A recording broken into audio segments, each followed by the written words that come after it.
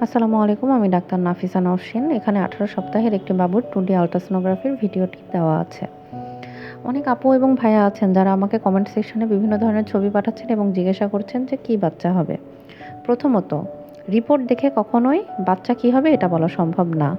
এটি যে চিকিৎসক আল্ট্রাসোনোগ্রাফি করেন একমাত্র উনিই বলতে পারবেন। আর দ্বিতীয়ত, আমাদের দেশের আইন অনুযায়ী কিন্তু এটা বলা এখন সম্পূর্ণ নিষিদ্ধ। বিভিন্ন কারণে এটি নিষিদ্ধ হয়েছে। আপনারা পেপার পত্রিকা বা টিভি দেখলে এগুলা বুঝতে পারবেন।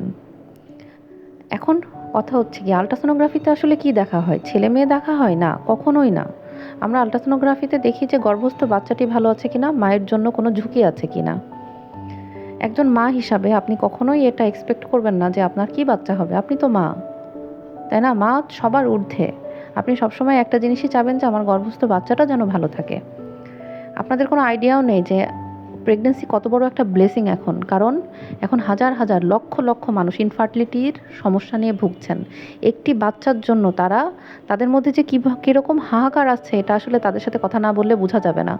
আমাদের কাছে ইনফার্টিলিটি রোগীরা আসে, আমরা জানি যে এটা কত বড় একটা কষ্টের বিষয়।